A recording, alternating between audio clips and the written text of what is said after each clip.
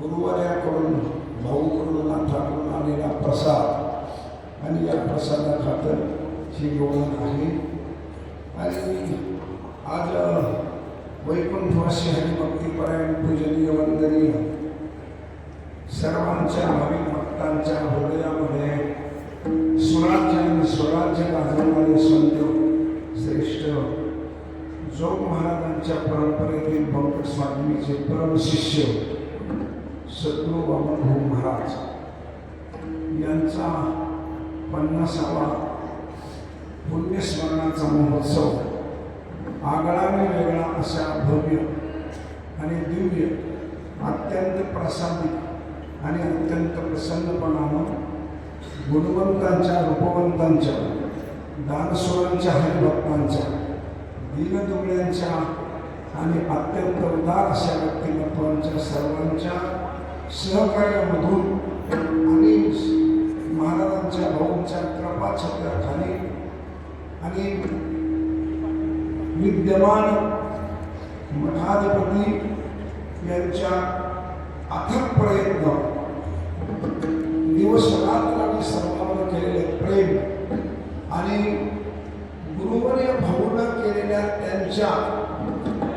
त्यांच्यावर केलेल्या प्रसादाची त्यांना अंगा खांद्यावर खेळवण्याची हा समाज ही त्यांची पोहोच पावती आहे. गुरुकृपा कशी असते, फार पूर्वीपासून आपण काही गोष्टी ऐकल्या, काही गोष्टी थोड्याफार बघितल्या, पण खूप ऐकल्याने वाचल्या. रामकृष्ण परमहंस दक्षिणेश्वर राहत होते, अनेक शिष्य होते, पण स्वामी नरेंद्रावर कृपा केली आणि त्यांचे विवेकानंद झाले. गुहेमध्ये गुंफेमध्ये नाथपंथाची परंपरा त्र्यंबकेश्वरला राहत होती, गैरीनाथ. परंतु पुढे आपल्याला हा संप्रदाय तयार करायचा आहे म्हणून गोविंद पंत आणि मीराबाई आपेगावला जाऊन त्यांना कृपा करून पुत्र संतान विठ्ठलपंत दिलं आणि विठ्ठलपंतांच्या पोटी निवृत्तीनाथ जन्माला घातले. आणि मुलापेक्षा नातवावर जास्त प्रेम असतो. नातू झाल्यानंतर आजोबा नातवावर प्रेम करतो. या सामान्य न्यायाप्रमाणे गैरीनाथांना निवृत्तीनाथावर प्रेम केलं आणि कृपा आशीर्वाद दिला. विठ्ठलपंतांना बोध दिला नाही, विठ्ठलपंतांना विमुक्तीतून जन्म दिला, पण निवृत्तीनाथ हे नातू त्यांच्यावर प्रेम केलं. त्याप्रमाणे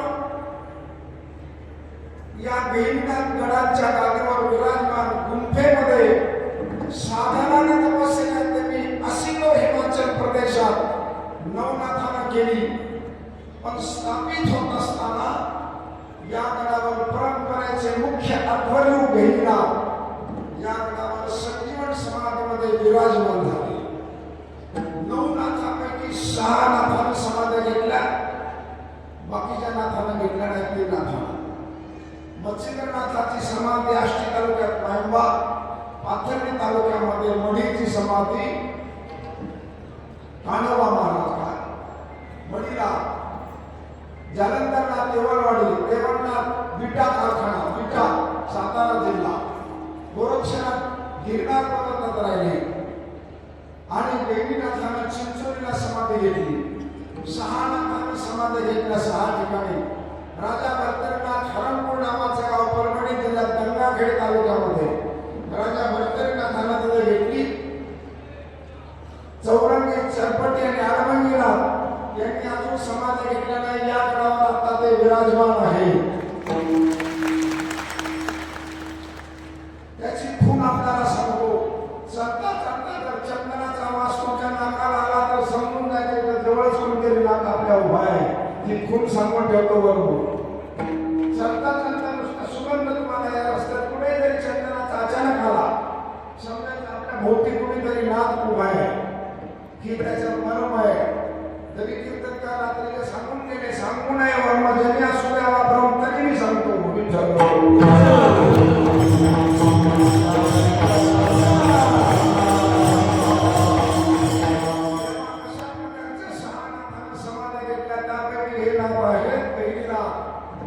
आणि चौरंगी, चरपटी, आडमंगी या 3 नाथांना समाधी घेतल्या नाही. मीननाथ हे स्वर्गात गेले, बाकीचे नाथ स्वर्गात गेले आणि 9 नाथांनी 84 लोकांना बोध केला. कुणी 8, कुणी 10, कुणी 7, कुणी 15. हे सगळे 84 सिद्ध पुरुष आहेत आणि त्यांचे वस्ती आनंदला आहे. 84 सिद्धांचा सिद्ध व्यक्ती मेळा. हे सगळे दर अमावस्याला आनंदला ज्ञानेश्वर महाराजांकडे जातात. वारकरी संप्रदायाचे काय चाललंय, कुठपर्यंत आलंय, कुठे कमी आहे, कुठे जास्त आहे, हे सगळे नाथ अमावस्येच्या दिवशी आनंदला जातात आणि 84 सिद्ध भेटतात. त्यांची मीटिंग होती आणि त्यांची मीटिंग होऊन सगळं चालतं. त्यापैकी 9 नाथापैकी जालंधरनाथ, मच्छिंद्रनाथ, गोरक्षनाथ, भगवान शंकर ही अशी जी परंपरा डायरेक्ट आली. डायरेक्ट हो. संजीवनी विद्या सगळ्या नाथाला माहीत नाहीये. संजीवनी विद्या 9 नाथापैकी थोड्या नाथाला माहितीये. त्यापैकी ज्यांना माहितीये त्यापैकी गहिनीनाथाला माहितीये. कानिक नाथाला संजीवनी विद्या माहीत नाहीये. संजीवनी मंत्र हा सर्वांसाठी नाहीये. तो गहिनीनाथाकडे आलेला आहे. कसा आला तो आदिनाथाकडून, मच्छिंद्रनाथाकडे, मच्छिंद्रनाथ गोरक्षनाथाकडे. संजीवनी गोरक्षनाथाने गहिनीनाथाला दिला आणि गहिनीनाथानं तो निवृत्तीनाथ, ज्ञानेश्वर महाराज आणि म्हणून ज्ञानोबांनी संजीवन समाधी घेतली. ही संजीवन समाधी आहे आणि ती जशी तशी मंत्र गहिनीनाथाकडे आलेला असल्यामुळे नेहमी आपल्याला एक वाक्य सांगितलं, नाथावर विशेष प्रेम असतं. गहिनीनाथ प्रथम यादव बाबा कीर्तनकार संस्थेतून सुस्थितीमध्ये सुसंबद्ध अभंगाचे अर्थ, उपक्रम, उपसंवाद, दृष्टांत, सिद्धांत हे मंगळ स्वामीकडून चाली. या सगळ्या गोष्टी शिकून आल्यामुळे गणाचा विकास आणि गणाचा प्रचार प्रसार दिंडी, पैठण, पंढरपूर अन्य ठिकाणी प्रचार प्रसार भाऊंना मोठा केला. विशेष लक्ष नाथानं भाऊवर दिलं, विशेष लक्ष दिलं. महाराजांच्या मुखातून मी अनेक वेळा विठ्ठल महाराजांच्या मुखातून ऐकले की समक्ष गहिनीनाथाची भाऊची भेट झाली. सगळ्या प्रकारच्या सिद्धी त्यांना दिल्या. जाता जाता फक्त एक गोष्ट सांगायची, मला मुद्दा सांगायचा आहे. 9 नाथ गडावर आले. आपल्याच्या डोंगरामध्ये बांधकाम चालू होतं. तिकडे भाऊ दगड आणायला गेले. 9 नाथ इथे आले. आल्यानंतर त्यांनी जेवण मागितलं. दुपारची 3-4ची वेळ होती. सकाळचं जेवण बहुतेक संपत आलेलं होतं. 2 म्हाताऱ्या काम करत होत्या. त्यांना सगळं आम्हाला जेवण पाहिजे. जेवण पाहिजे म्हटल्यानंतर त्या म्हणल्या, बाबा आता जेवण सगळं मी बनवून देते, आम्हाला थांबायला वेळ नाही. थांबा तुम्ही, मी बनवून देते. न जेवता ते निघून गेले.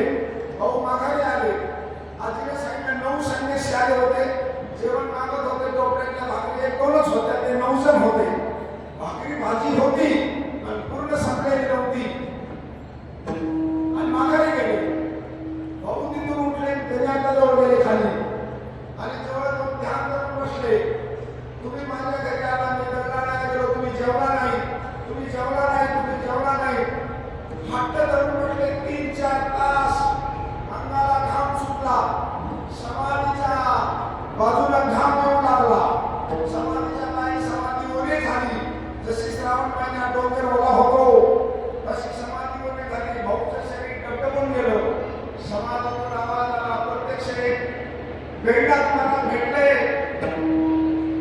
मी आता उभा असल्यामुळे भाऊचं नाव घेत नाही, कारण काही मर्यादा आपण पाळायच्या असतात.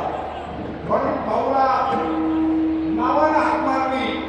अरे म्हणजे जेवण संपलं नव्हतं, पण आम्हाला पुणे इतकं नव्हतं, म्हणून आम्ही निघून आलो. आजीबाईचा गुन्हा नाही. काय म्हणजे तुम्ही जेवले का नाही मला हे सांगा, याचं उत्तर पाहिजे मला. शेवटी नाथानं सांगितलं, अरे लक्षात ठेव, मी तुला एक शिट्टी देऊन टाकतो. हात ठेविला मस्तकी, प्रसाद देऊन गेले सुखी. प्रसाद दिला, सांगितलं आता तू जर एखाद्या अन्नाला हात लावला तर ते अन्न संपणारच नाही. तू एखादा शब्द बोलला तर तो खोटा होणारच नाही. आणि तू एखाद्याकडे नजरेने आपल्या दृष्टीने बघितलं तर त्याचं कल्याण झाल्याशिवाय राहणार नाही. या सगळ्या स्थिती भाऊला बहिणीला त्याला स्वतः दिल्या. तेव्हापासून आपण इकडे पाहतोय अन्न किती चालू आहे. रात्री 2 वाजेपर्यंत माणसं करतात. मला चिंचोलीकरांचं आभार यात एका शब्दानं म्हणायचंय. तिथल्या महिला पहाटे 4 वाजता हे संपूर्ण 100-200 एकरचा पटांगण कार्यक्रमाचं झाडायला येतात. रात्री 2 वाजेपर्यंत 1-3 वाजेपर्यंत वाढायचा महिला पुरुष काम करतात आणि अन्न मात्र संपत नाही. का? भाऊनं आणि विठ्ठल महाराजांना फक्त त्याला हात लावला, एवढंच काम आहे. ही दिलेली सिद्धी आहे आणि ती सिद्धी स्वतः भाऊला दिली. माणसं विचार करतात, अरे भाकरी संपणार, वाटेला संपणार, संपत नाही, अन्न चालूच आहे. का? तर हा प्रसाद आहे आणि तो प्रसाद जसं माझा नातेवर प्रेम करतो नातू, तसं जैनीनाथानं महाराजावर भाऊवर प्रेम केलं आणि भाऊनं गोरक्ष महाराजापेक्षाही नातू विठ्ठल महाराजाचं काय नातं येते? नातू. आज आपण बघितलं तर जुनी माणसं भाऊने उभी आहेत सगळी. यांनी भाऊच्या काळातली दिंडी बघितली, गोरक्ष महाराजांच्या काळातली दिंडी पाहिली आणि आज विठ्ठल महाराजांच्या हातची दिंडी बघतात का नाही? फरक आहे का नाही आपल्याला? काही 200-250 माणसं जात होती, आमची भाकरी सुद्धा लवकर मिळत नव्हती. आणि आजची परिस्थिती 1-1.5 लाख माणसं इथून चालतात. गडावर आमुषाला दिंडी निघाली की इथून 1-1.5 लाख माणसं चालतात. एवढा समाज, एवढी शक्ती, एवढ्यांचं सगळ्या सोयी आणि एवढा मोठा कुंभमेळ्यासारखा हा महापर्व काळ एवढा जमवला. हे भाऊनं केलेल्या नातवावरचं विठ्ठल महाराजावरचं प्रेम आणि कृपेचं लक्षण आहे. हे कृपेचं लक्षण आहे. अशा प्रकारची कृपा, अशा प्रकारचा भाऊचा उत्सव. आणि म्हणून आजही अशी परिस्थिती आहे की त्यांना नाव जरी काढलं 8 दिवस त्याला झोप नाही. रात्री मी 2-2.5 वाजेपर्यंत त्यांच्याजवळ बसलो होतो, 3 वाजेपर्यंत. एक महत्वाची गोष्ट म्हणजे धसा रडायला लागले. मला म्हणजे काही आता मला काही राहिलं नाही, माझं सगळं संपलेलं आहे, माझं काही राहिलेलं नाहीये. मला सगळ्यांना समाधान द्यायचंय, सगळ्यांना देऊन टाकायचे आता. आणि भाऊनं काय दिलं? एवढं नाव काढलं, 5-10 मिनिटं काढत होते, रात्री 2 वाजता उठलं. हे कृपेचं लक्षण आहे. हे काय कृपेचं लक्षण आहे. आणि म्हणून दिसायला सामान्य जरी दिसत असलं तरी असायला मात्र ती गोष्ट फार जिथे आपल्या मनाचा विचार थांबत नाही, विचार करीत नाही, विचाराच्या पलीकडे एखादी गोष्ट जेव्हा जाते तेव्हा ती गोष्ट नेहमीच कृपा प्रसादाची असते. नेहमी कृपा प्रसादाची ती गोष्ट असते. विचाराच्या पलीकडे विचारांना विचार करता येतो, पण जिथं विचार थांबतो तिथं विचारच विचार करीत नाही, त्यावेळेला तिथे फक्त साधूचा, देवाचा प्रसादच काम करतो, आशीर्वादच काम करतो. आणि ते काम आता या सत्ताच्या 50 वर्षाच्या रूपानं आपल्याला सर्व दृष्ट्या हे 50 वर्ष आहे. सामान्य दृष्ट्या मी मुद्दाम हा शब्द वापरतो की मोजायचं म्हणून 50. तसं अजिबात 50 नाही. मोजायचं म्हणून काहीतरी व्यवहारात मोजावं लागतं म्हणून 50. शास्त्र सिद्धांत असा आहे. आई वडिलांना दिलेलं शरीर हे पंचभूताचं आहे, ते उष्ण आणलेलं आहे, ते नमून टाकणार आहे. पृथ्वीतून हाडांनी, पाण्यातून रक्त आणलं, सूर्यातून अग्निप्रकाश आणला, हे वायूतून शाश्वत आणला. ते राम असले, ज्ञानोबा असले, नाथमाता असले, भिकारी असला, राजा असला तरी त्याचं शरीर त्याला द्यावं लागेल. आपलं स्वतःच्या मालकीचं जे शरीर आहे ते मात्र आपलं मन आहे, आपलं स्मरण आहे, आपलं आत्मतत्व आहे. त्याला लिंग दे, कारण दे, सूक्ष्म दे, काय म्हणायचं तुम्हाला वेदांत भाषेत, शास्त्रीय भाषेत, अभ्यासाच्या भाषेत जे म्हणायचं ते म्हणा. माझं काही म्हणणं नाही. हे शरीर तुमच्या मालकीचे आहे आणि या शरीराला अजिबात जाणं येणं नाही. आपण भावना जर सगळेजण मनापासून जर संत, साधू, महात्मा, योगी, त्यागी, वैराग्य संपन्न ह्या उपमा हा शब्दानं देत नाही तर आपल्या अनुभूतीनं म्हणतोय, आपल्याला अनुभव आला म्हणून म्हणतो. हे शब्दाचे शब्द वेगवेगळे, पण आपल्या अनुभूतीला म्हणतो हे महात्मा आहे, साधू आहे, वैराग्य संपन्न आहे, दयाळू आहे, प्रेमळ आहे, शक्तिमान आहे, सिद्धिमान आहे. हा सगळ्या उपमा आपण त्यांना मनानं नव्हे, शब्दानं नव्हे तर अनुभवानं बोलतोय. जर हे संत आहे तर शास्त्र असं सांगतंय देव तर सर्वत्र आहे, जळी स्थळी काष्टी पाषाणी सकळ आहे वनमाळी जेथे तेथे. देव जर सकळ आहे तर ज्ञानोबा आणि तुकोबा संत काय म्हणतात? देवते संत निमित्त त्या देवासी अवतार भक्तासी संसार दोन्हीचा विचार एकपणे. हे देवाला विचारा, देवी आमातया परस्परे बाहेर नामाचीच अंतरे आजोन वस्तू विचारे मी ते सिद्धे. जर भगवान सुद्धा म्हणतात अरे साधू आणि मी फक्त रूपानं वेगळा आहे, नामानं वेगळा आहे, बाकी मी वेगळा नाही, मी ते सिद्धे. जर पंढरीचा पांडुरंग जळी स्थळी काष्टी पाषाणी जर आता आहे तर आपले भाऊ आपल्यामध्ये जळी स्थळी पाषाणी आपल्या जेवणाच्या पंक्तीत नसतील असं म्हणायचं काही कारण नाही राहिलं. जर संत तर देव असेल आणि देव जर संत असतील तर व्यावहारिक दृष्ट्या मोजायचे म्हणून 50 वर्ष, पण तशी ही मंडळी यांना जाणं नाहीये. हे आशीर्वाद देण्यासाठी सर्वत्र सगळ्या सिद्धी दारात देऊन अष्टमहासिद्धी ओळखती द्वारी नवदत्ता तुम्ही गवडिता. अरे सामान्य माणसाला जी गोष्ट पाहिजे ती तुरंत मिळते. हे यांच्या जवळच्या सिद्धीचं काम आहे आणि यांच्या सर्वत्र अस्तित्वाचं लक्षण आहे. म्हणून आई वडिलांना दिलेलं शरीर त्यांनी समाधीमध्ये ठेवलंय, पण जे स्वतःच्या आशीर्वाद देणारं शरीर आहे, जे भक्तीचं आहे, जे वैराग्याचं आहे, जे कर्मप्रसादाचं आहे, जे नाथ परंपरेचं आहे, ते शरीर आणि ती शक्ती आणि ते मन, ते असणारं तत्व आपल्या सगळ्या कीर्तनकाराच्या शेजारी बसलेलं आहे, सगळ्यांच्या शेजारी बसलेलं. त्यामुळे व्यवहारदृष्टीनं जाणं ठीक आहे बाबा, पण आत्मतत्वानं भाऊचं जाणं नाहीये.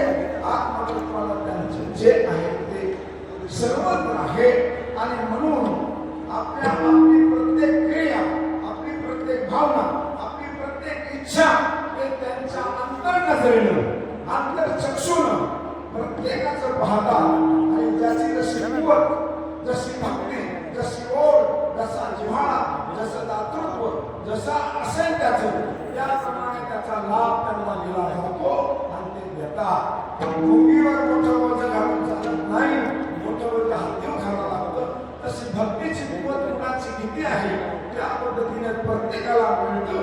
फक्त आपला भाव असा असावा, आपली श्रद्धा अशी असावी, ती आपल्याजवळ आहे. म्हणून व्यावहारिक दृष्टीनं 50 वर्ष, पण आध्यात्मिक दृष्टीनं त्यांचं आपलं आपल्यातून ते अजिबात गेलेले नाही.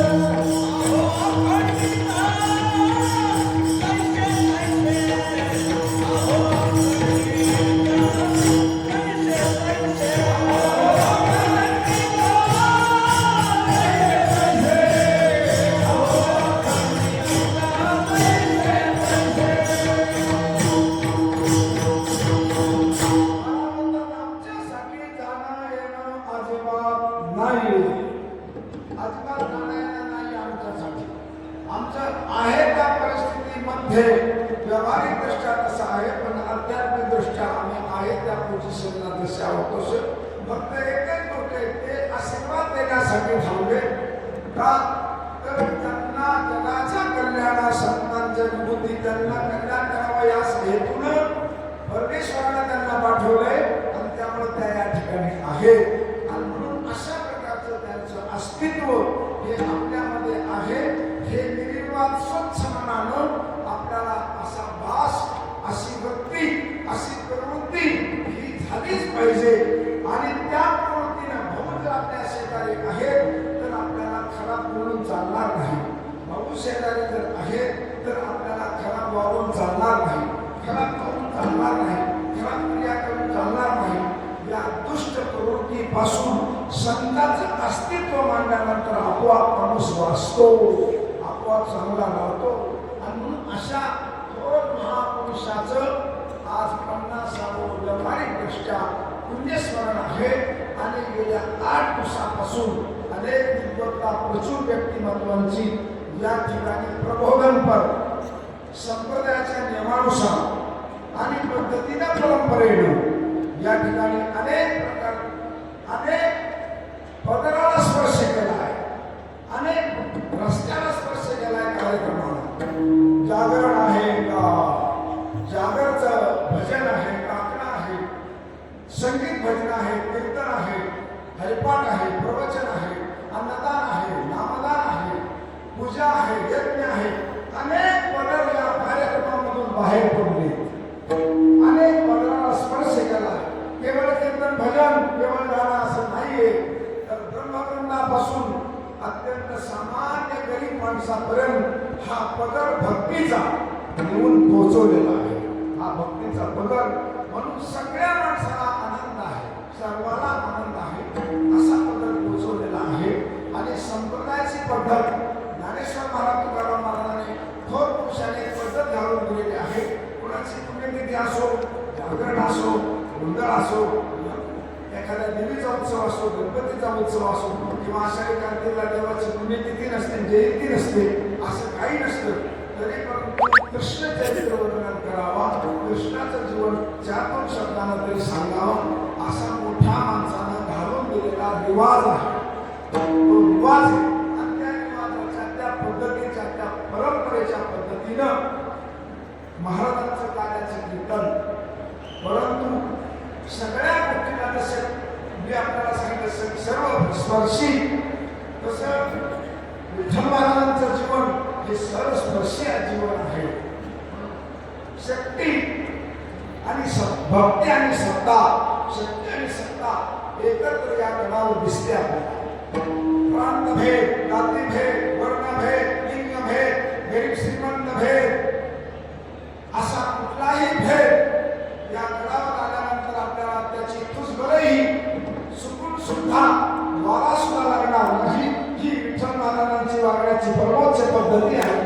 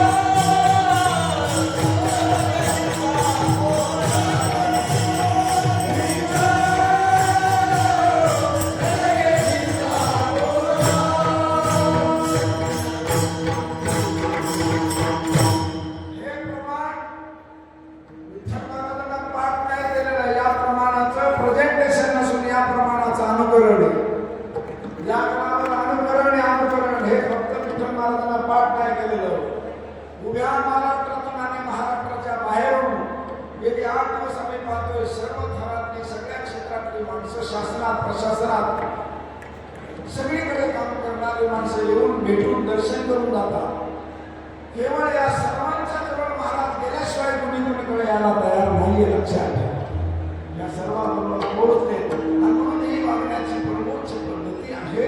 म्हणून या ज्ञानाकडे असा एक गड आहे, संप्रदायाची दिशा, अवस्था आणि व्यवस्था या दोन गडावर दिसते आपल्याला. या गडावर व्यवस्था दिसते आणि या गडावर विचाराची अवस्था दिसते, लक्षात ठेवा. इथे अवस्थेने विचार सांगितला जातो आणि व्यवस्थेने तुमची सोय केली जाते. व्यवस्था आणि अवस्था या गडावर दिसते. बाकी फटफटिती हा प्रकार इथं नाहीये. हे केवळ नाथांची कृपा आहे, भाऊंची कृपा आहे आणि तो प्रसाद त्यांना मिळालेला आहे. यांच्या काळामध्ये त्यांनी केवढी मोठी कामं असा मंडळ तुम्हाला या महाराष्ट्रात बघायला मिळणार नाही. भारतात नाही. भारतात मंडळ संपूर्ण भारतभर यात्रा करा, यात्रा करणारा विचार असा मंडळ बघायला मिळणार नाही. 150-200 एकर जागा भाऊच्या नंतर महाराजांना घेतली. 11.5 एकर जागा पंढरपूरला घेतली. 11.5 एकर 22-23 कोटीची जागा गेल्या वर्षी घेतली. या वर्षी आपला मंडप. ह्या सगळ्या गोष्टी जर बघितल्या आपण तर ह्या गोष्टीला आपलं सामान्य माणसाचं मन विचार सुद्धा करू शकत नाही आणि काहीच करू शकत नाही. का? हे केवळ विचाराच्या पलीकडच्या गोष्टी ह्या प्रसादाच्या गोष्टी आहेत.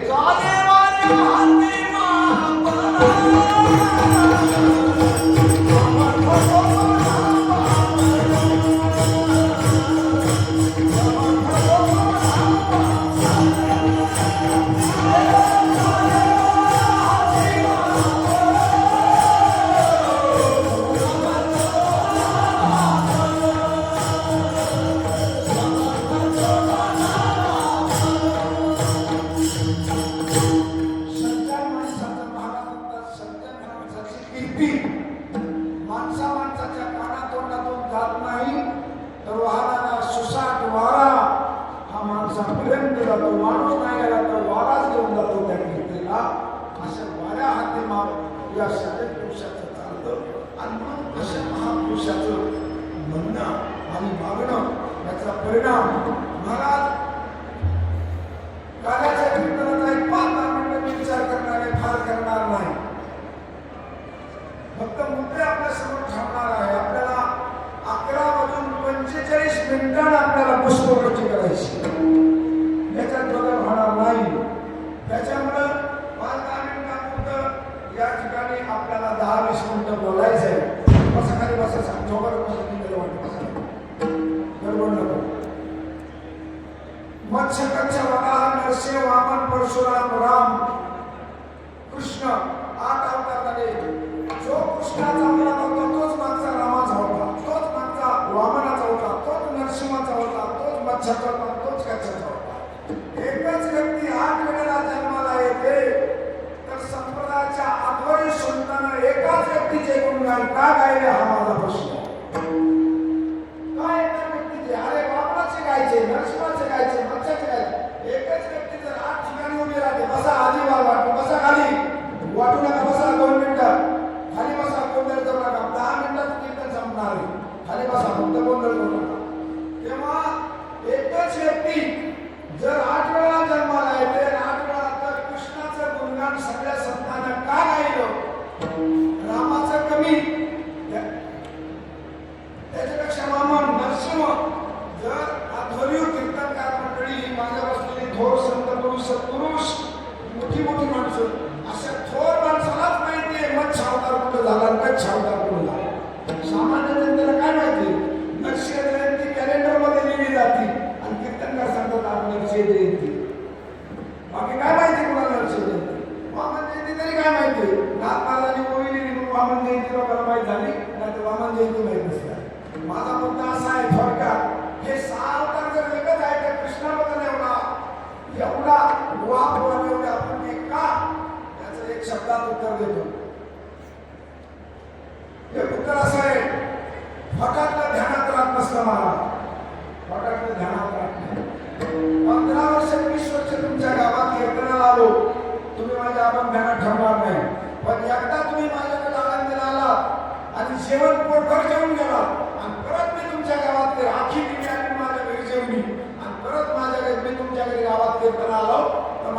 हे बडे महाराज यांच्या घरी आम्ही जेवायला करतो अरे 20 वर्ष तुझ्या गावात आलो तेव्हा नाही ध्यानात राहिलो आता कसं काय ध्यानात राहिलो मुद्दा असा आहे हठात ध्यानात राहत नसतो पोटात ध्यानात राहतो कोणत्याही अवतारामध्ये पोटाला सांगण्याचा विचार नाही पोटाला तर अजिबात नाही फक्त कृष्ण अवतारच विचार पोटाचा आणि पोटाचा आहे म्हणून कृष्ण ध्यानात राहिला कारण कृष्णाने सगळ्यात पहिल्यांदा पोटाचा विचार केला नाही सांगायचा विचार नंतर केला पण अगोदर जन्माला आल्या बरोबर त्याने सांगितलं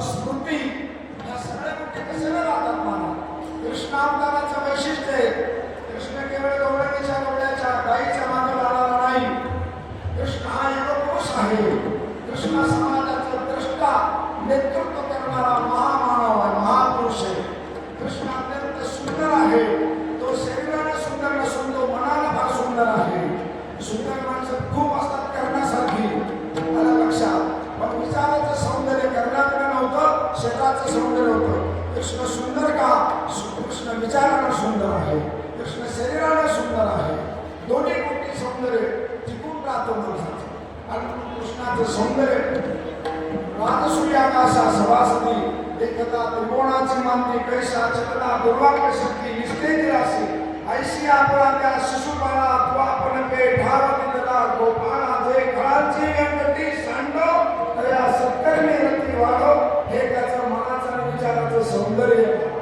कुठला राक्षीला त्याने स्वतः आपल्या हृदयाला लावलं आणि आपल्या जवळ नेलं हे विचाराचं सौंदर्य कृष्ण विचाराने सुंदर आहे कृष्ण मनानं सुंदर आहे कृष्ण शरीरानं सुंदर आहे आणि म्हणून कृष्णाचं सौंदर्य व्यावहारिकदृष्ट्या जर बघितलं त्याची बौद्धिकता आणि त्याची भौतिकता वाखाणण्यासारखी भौतिकता आणि बौद्धिकता काय भौतिकता आहे त्याने अनावरण सांगितलं खराब खायचं नाही सकस आहार योजना त्यांनी काढली दूध घ्या लोणी खा दही खा तूप खा त्याच्याशिवाय उलंडीने टाकतात सकस आहार योजना कृष्णाने काढली खाणं कसं सुंदर खावा हे सगळ्या मानव जातीला कृष्णानं शिकवलं सुंदर खाणं कसं खायचं खराब झोपून द्यायचं म्हणून कृष्ण चरित्र ऐकल्यानंतर कमीत कमी खराब खायचं सगळ्या माणसांना सोडून द्यावा आणि कृष्णासारखं चांगलं खायचं शिकावा हा सगळ्यात मोठा सिद्धांत लक्षात ठेवा माणसं कीर्तन कार्याचे ऐकतात पण संपल्याबरोबर खराब खायला जातात उपयोग आहे कृष्णानं सकस आहार योजना काढली कृष्णानं पर्यावरण योजना काढली कृष्णानं जलशुद्धी योजना काढली कृष्ण काही सर्प मार्या नव्हता पण कार्य पाण्यात राहता त्याला सांगितलं तू बाहेर निघ आमच्या गावचं पाणी खराब होत आहे गाईपुरम आम्ही पाणी पितो बाहेर पडण्यात तुला ढोकून बाहेर काढेल जलशुद्धीकरण योजना त्याने काढली कार्याला पाण्याच्या बाहेर काढून 5000 वर्षापूर्वी मानवाला चांगलं पाणी प्यायला मिळावं हा पहिला सिद्धांत त्याने टाकला पहिला सिद्धांत चांगलं पाणी चांगलं खायला मिळावा म्हणून त्यानं सिद्धांत सकस आहार योजना चांगलं पाणी मिळावा म्हणून त्याने पहिला सिद्धांत पर्यावरण योजना ह्या बाजूला पुरं चालायला जायची नाही इकडे बाजूला जायची हे जंगल राखून ठेवायचं का मांडवे कोल्हे सिंह वाघ पशु पक्षी पोपट चिमण्या मोर याच्यामध्ये सुखी राहिले पाहिजे ही पर्यावरण व्यवस्था कृष्णाने केली म्हणून अभंगात शब्द पक्षी पुढे निवांत राहिली